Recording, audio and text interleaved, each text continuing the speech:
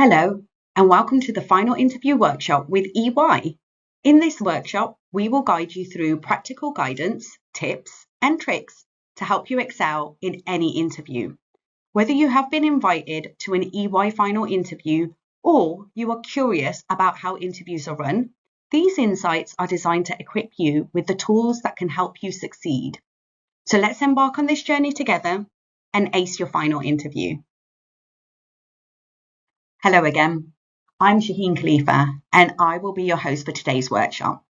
I am part of the EY Early Careers recruitment team, specialising in apprentice, graduate and intern campaigns. This means that most university and school events are either attended or organised by myself or somebody in my team. I also put together employability and skills workshops, like this one, to help students navigate our recruitment process. I have been working in early careers for some time across different sectors. As you may know, I am currently with EY, which is a global professional services company.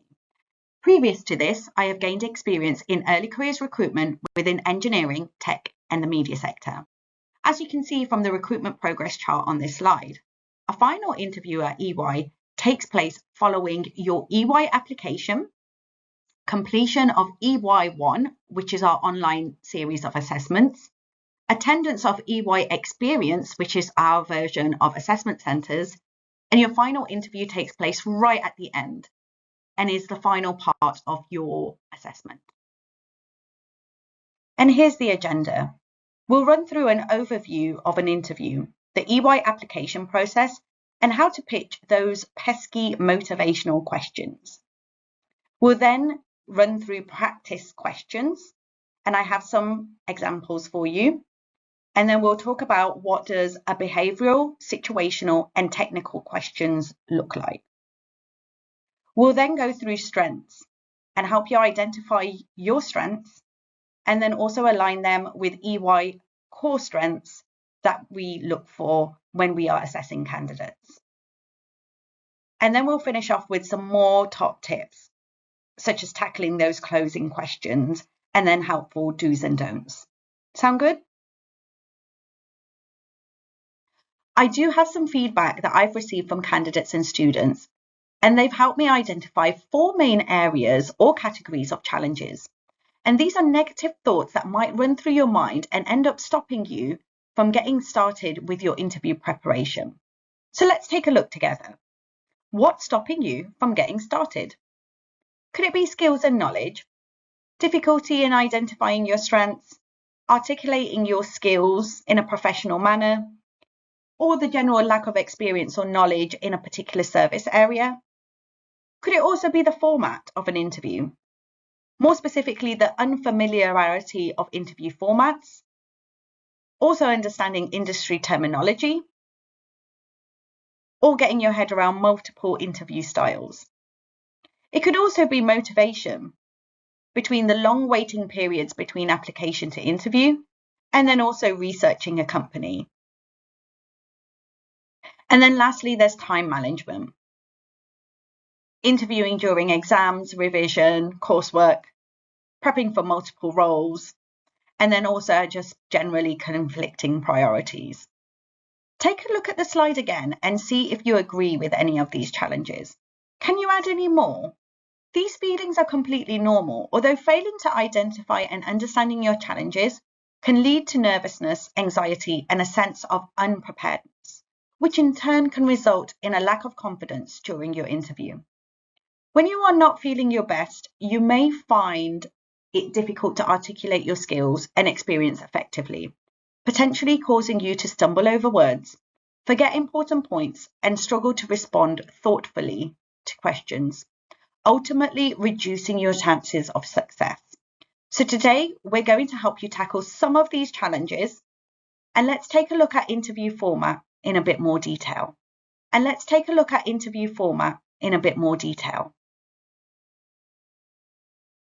As mentioned earlier, your interview is your last chance to showcase why you're suitable for the role. Usually, your interviewer will be somebody directly linked to the role you've applied for. At EY, we try and do as many in-person interviews as possible so that you can see our offices and get a real feel for our place and our culture. So what to expect in an interview? Typically, your interview will last 45 minutes and can be conducted virtually or in person. We'll let you know at the point of interview which one this is. Your interviewer will be a senior team member or a partner from the service area you've applied to.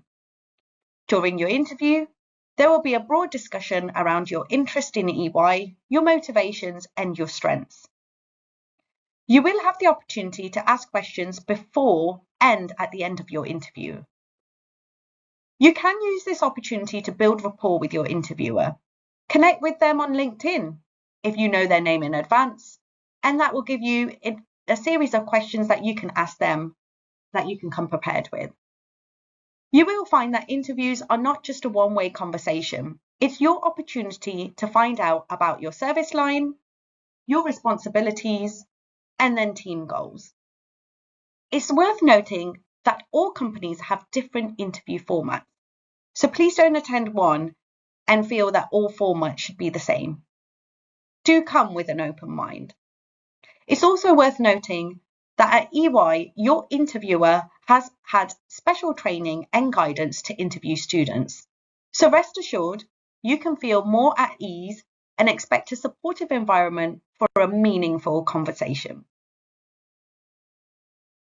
And here are 8 reasons why your final interview is important, something to keep at the back of your mind when you're preparing for an interview. Personal connection. Build rapport with the interviewer and ask insightful questions about the company. Showcase your soft skills, demonstrating communication and teamwork. Clarify your fit and articulate why you're the best fit for the role. Address any of your concerns, tackle any potential gaps in your experience, knowledge, and understanding. And then showcase growth. Highlight your current and future interests, goals, and development. Final impression. Visit and expand on previous topics such as skills to make a stronger lasting impression. Showcase confidence, displaying confidence in your ability and skills.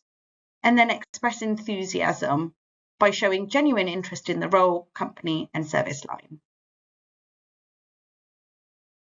The structure of your interview will be outlined to you in advance, but might go a little something like this. Here's an example of a 45-minute interview format. Firstly, there's introduction and warm-up, which will typically take around 5 minutes. Your interviewer will introduce themselves and maybe ask you a couple of warm-up questions. These questions might go a little something like, how was your day and how have you been? They're designed to help you feel at ease and get used to speaking before the main part of your interview starts. The main part of your interview will be strength-based questions. There will be a series of strength-based questions and will typically take around 25 minutes to answer. Try not to rush these. You will then be asked 1 or 2 motivational questions, which will take around 10 minutes. And finally, your interview draws to a close. In the final 5 minutes, you'll be asked if you have any questions of your own. So how much time do you need to assign for each question? We recommend spending around 2 minutes on each answer. Some answers may be shorter, and I do have a couple of questions for you to practice later on in this session. Here's a few things that you might want to know about EY interviewers.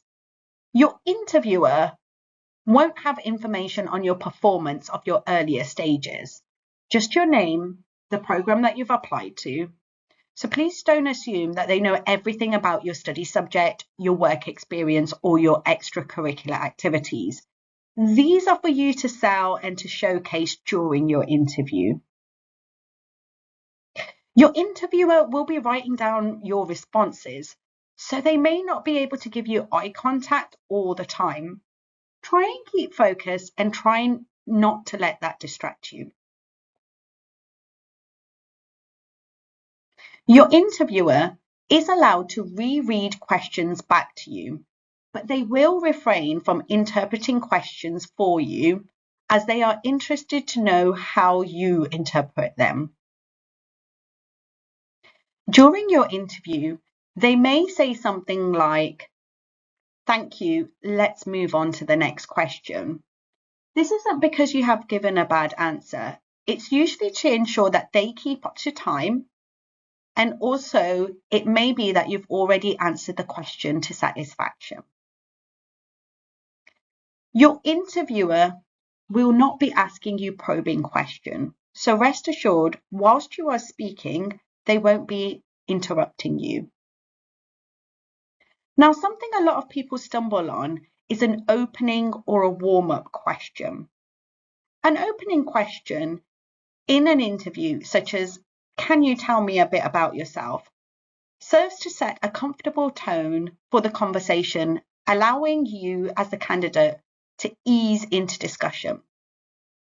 It should help encourage engagement by inviting you to share a little bit about your background and experience. Additionally, the response provides insight into your values, aiding the interviewer into transitioning into more specific questions about your qualifications and skills. The intro or warm-up questions are not assessed, but it's a great way to ease into the interview, build rapport with your interviewer, and generally get used to speaking. It's also a great foundation to start a wider discussion. So let's look at that. In our previous slide, we talked through opening or warm-up questions. So let's take a look at how you might prepare for an opening question. You can take a screenshot of this example whilst I talk you through it. An elevator pitch is an interesting 3 or 4 sentence summary of you. Imagine a situation where you meet the head of a department in an elevator and you are required to introduce yourself with only a few short moments to pitch yourself. Your task is to create an elevator pitch. Introduce yourself and stick to 30 to 60 seconds. Write down who you are, what you do, as in what you major in your studies, what is unique about you in terms of your achievements and your hobbies, where are you going, as in where do you want to go in the next 2, 3 or 5 years, and how and when do you plan to get there. Some students have fed back to me when they've practiced this that they tend to sound robotic. Practicing in such a way is okay. With practice, these feel much more aligned, and as you get comfortable with speaking, you will add more detail to your pitch. Here's an example of a pitch, just so you have a good idea of what an elevator pitch sounds like. Once you have practiced this, work it in teams. So it could be with one other person, and practice your elevator pitch until you're ready to present.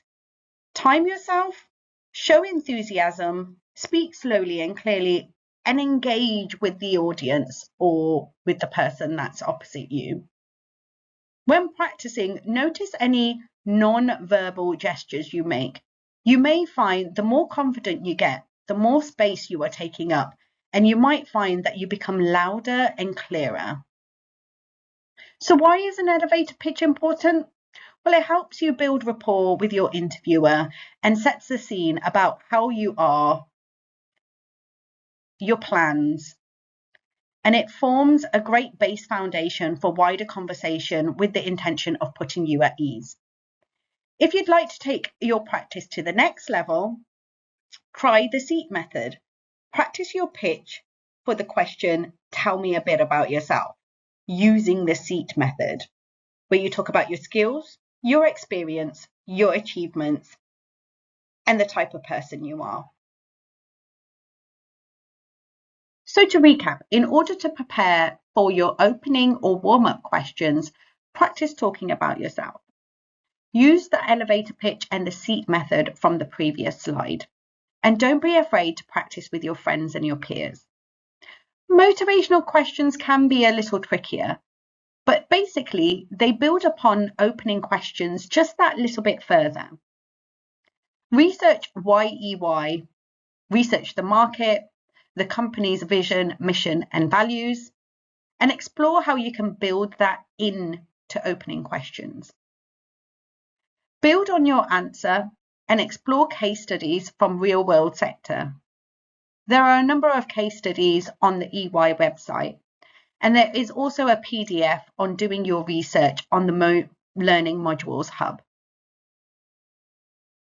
You may wish to create a research plan. For example, day 1, research the company. Day 2, research typical questions and practice them. And day 3, research the interviewer or similar roles on LinkedIn. Motivational questions are not always easy, so let's look at an example and let me know what you think about them. We talked a little bit about non-verbal cues, and in this motivational question, you will see some non-verbal cues. I want you to imagine you're an interviewer yourself and tell me, what do you think about this answer about why do you want to work for EY? I don't really know why I applied for EY. It just seemed like a really cool opportunity, I guess. Everyone knows EY and a lot of my friends were applying. I didn't really know which grad scheme to apply to, so I just looked on the website and I found the first one there, which was TAC. So I just thought I'll just apply to that and then see how I get on and see how I find it. I applied to EY for a lot of different reasons. I really enjoyed completing my accountancy and finance degree at university, and that's why I think that the tax graduate programme would be the perfect fit for me. I also think that EY has some great commitments to some really important topics, such as wellbeing and sustainability. I feel that EY's values align with my own, and after doing some reading, I felt really excited about joining some of the EY networks available. All of those things make EY somewhere that I think I'd be really proud to work for. You might find that the video response for the motivational question 2 has better lighting, good articulation and engaging tone, good evidence of researching EY with specific examples. From these 2 example videos, you can see that it's so easy to pick up on non-verbal cues and get the wrong impression. It also highlights another thing. Can you guess what it is? It's research. The top performing answers showcase that they have done research of some level into their company, the role, and the service line. So another reminder for you in terms of homework questions, which may be opening questions, but also motivational questions. Research EY, research the market, and then also look at what our competitors are doing. And then practice the questions. Tell me a bit about yourself.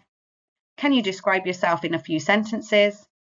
And then once you've practiced that, you can go on to motivational questions, such as why do you want to work for EY and what interests you in this role? Good luck. A deeper level into the storybook method is what we call the STAR method. When answering questions in an interview, you could try using the STAR technique if it's appropriate for the question. These are scenario, task, action, result, and reflection. With the scenario, think of a real-life scenario. What was the task and what were you asked to do? What action did you take to solve this task or complete what you were asked to do? What was the end result? And lastly, what did you learn from this experience? And is there anything you would do differently? Here's an example question of the STAR method. You can pause this audio and give yourself a couple of minutes to reflect on the information provided on this slide. Think about how you might answer using the STAR method. Pause now. Okay, let's talk through an example answer to this question. I'd like to first mention that this is just an example to show you how the STAR method might work in practice. It is by no means the exact answer we look for, as we know everyone has different experiences and therefore different answers.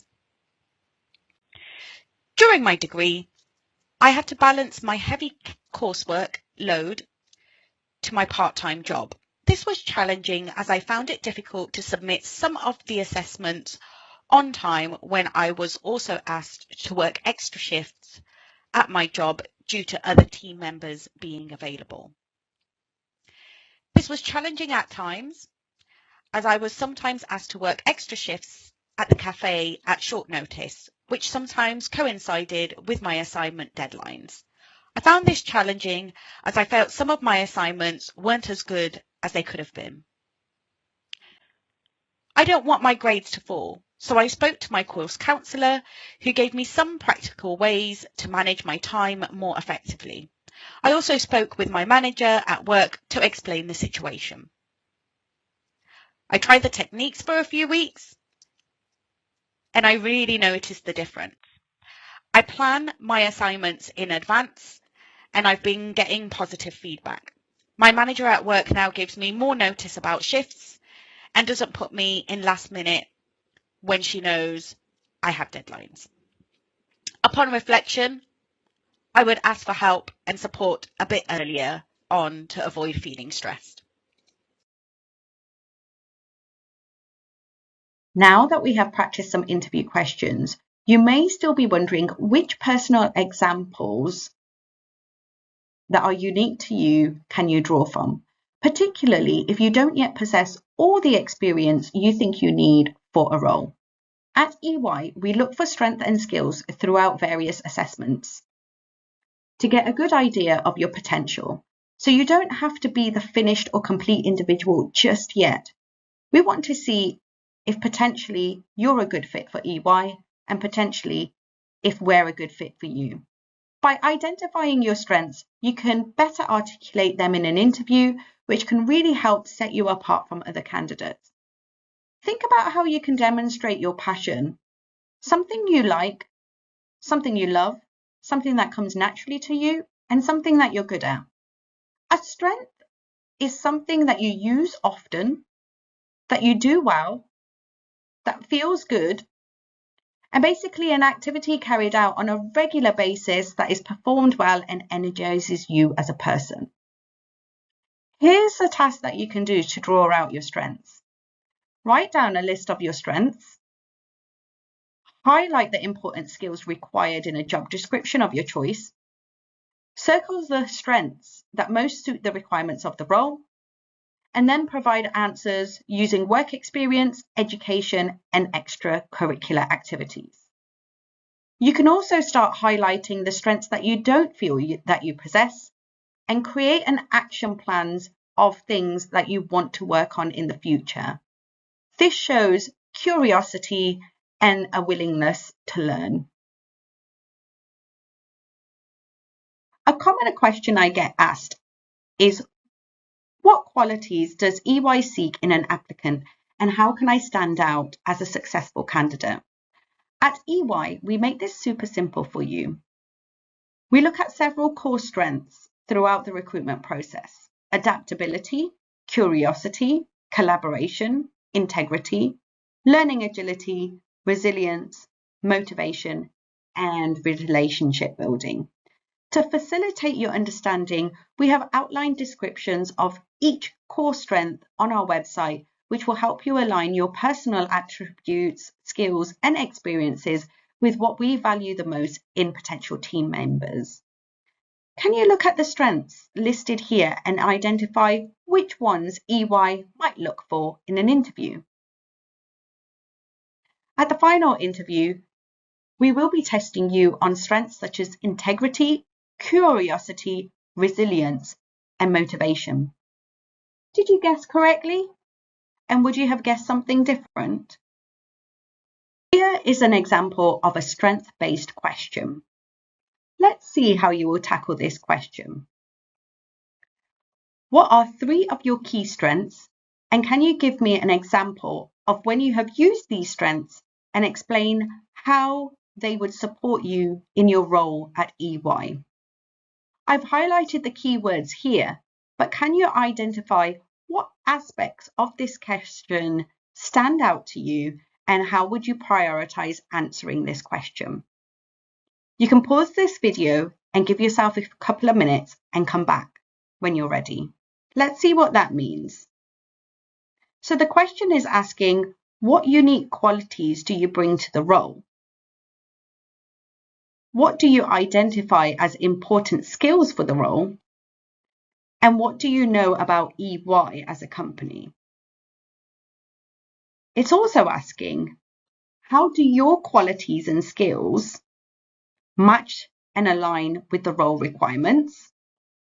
And also, what is your understanding of the role in relation to the company goals?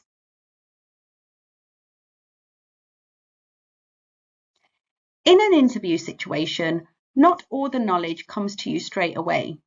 So it's useful to pause, take a sip of water, and give yourself more time to think when you are asked a question. If you are unsure, you can end with something like, I can add to that, I have another example, or I can expand on that.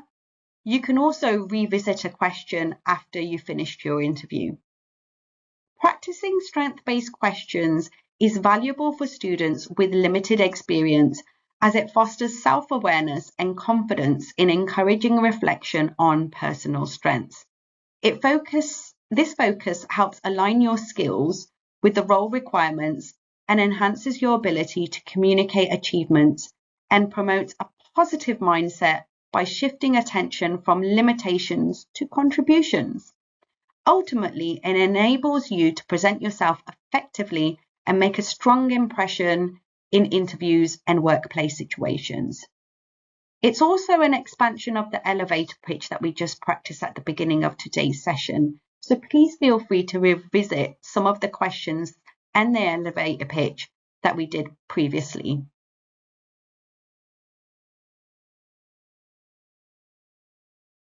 Before we close this session on acing your final interview, I have one more challenging question that often leaves candidates stumped.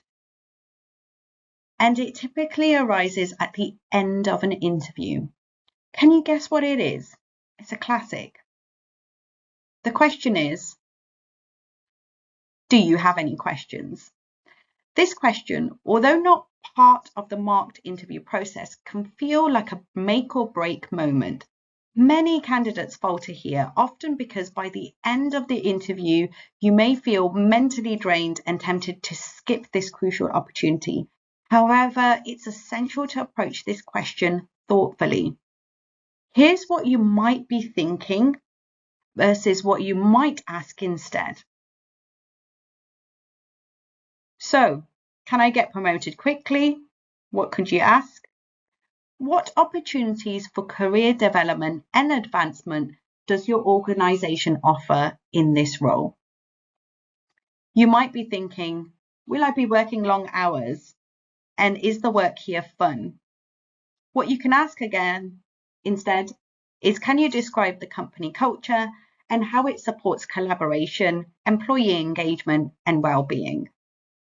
You may want to ask, I don't have previous work experience. Will you teach me everything I need to know? What you can ask again is, what kind of training and support can I expect to help me succeed in my role? And lastly, you may be thinking, how do you decide if I'm doing a good job? You could say, what criteria do you use to evaluate performance? And how often is feedback provided? Last slide on final interview tips, some typical do's and don'ts. Do be engaged. Show this through both verbal and non-verbal communication. You can sound upbeat and try to refrain from looking uninterested. Please stay focused on answering the question. Think about the language and aim to use positive and professional language. Avoid using filler words such as are, and overuse of the word like. Build rapport with the interviewer. You can ask them questions too. Remember, they are also human. Do not ask things such as, can I swap service lines if I don't enjoy the role? Because you need to demonstrate your motivation and commitment to the program of your choice. And remember, your interviewer will sit within the service line of your choice.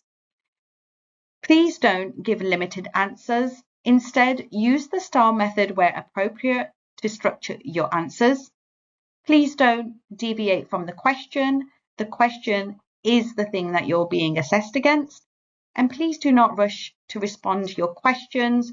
You can always ask the interviewer to repeat their question if you don't fully understand it.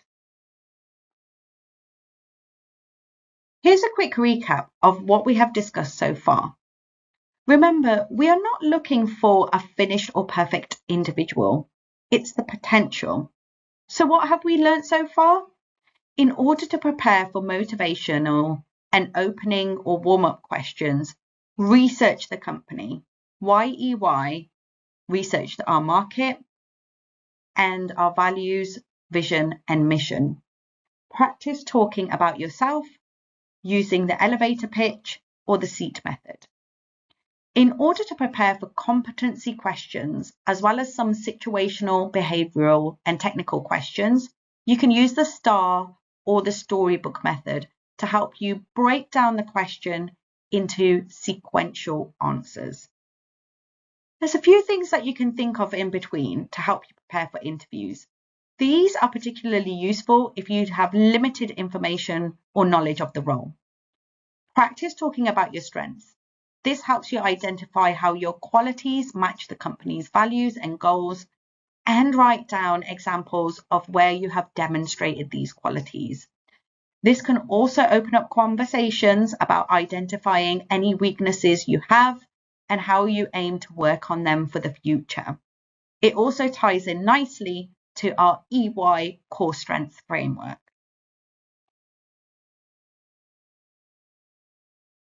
If conducting an interview online, think about your environment. Ensure you are in an environment where you feel relaxed and comfortable and somewhere where you are not going to be disturbed. Ensure you are dressed correctly and ensure you have an appropriate background and good internet. It's always handy to have a pen and paper at hand and revisit our motivational videos that we showed during this session to help you prepare. If in person, arrive 15 minutes early, dress appropriately, smart but comfortable, and let a staff member know if you need to take a break.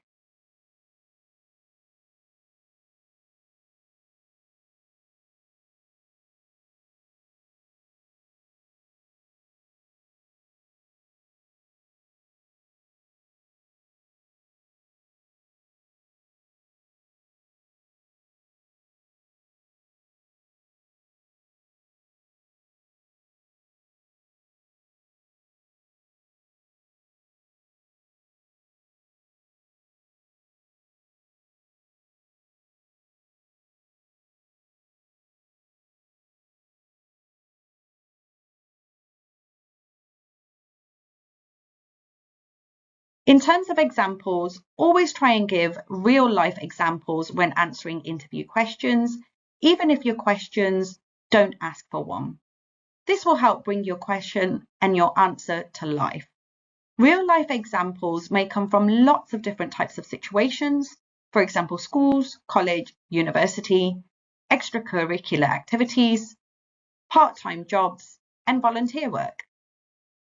Most importantly, try and enjoy yourself. Don't overthink it and ask questions when unsure. Congratulations, you have now completed preparing for your final interview with EY.